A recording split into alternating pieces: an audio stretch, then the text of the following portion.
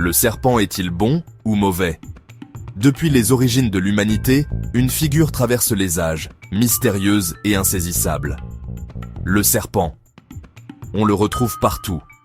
Dans les récits sumériens et chez les Anunnaki.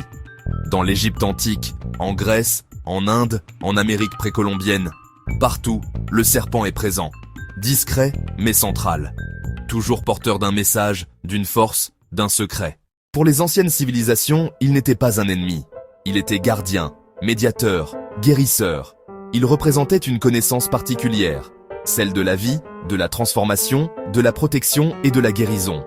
Mais avec la tradition biblique, tout bascule. L'image s'inverse.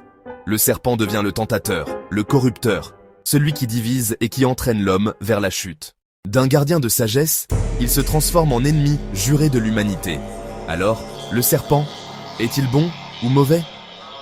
Pour répondre, il faut revenir à sa symbolique. Le serpent rampe au sol.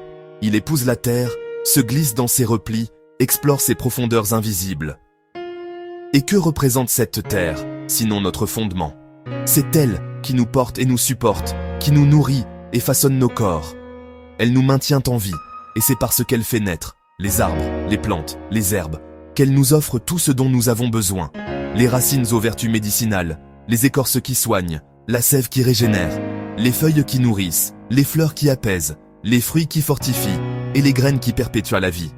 La terre est donc à la fois notre source de nourriture et notre pharmacie à ciel ouvert. Or, le serpent connaît ses profondeurs. Il a accès à ce que nous ne voyons pas, aux racines, aux mystères cachés du sol, à la genèse silencieuse de la vie. C'est certainement pour cela qu'il est lié, depuis toujours, à la médecine et à la guérison. Son savoir enfoui peut devenir remède ou poison, et c'est là toute son ambivalence. Le serpent ne choisit pas pour nous. Il révèle, il offre l'accès à une connaissance interdite, mais c'est à nous de décider ce que nous en faisons. Il est à la fois lumière et ombre, guérisseur et destructeur, protecteur et tentateur.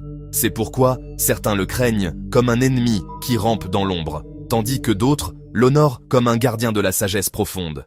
En réalité, le serpent est un miroir. Il reflète notre propre rapport au savoir. Toute vérité cachée peut être une bénédiction ou un danger, mais l'élément clé dans cette équation, c'est la nature de l'individu.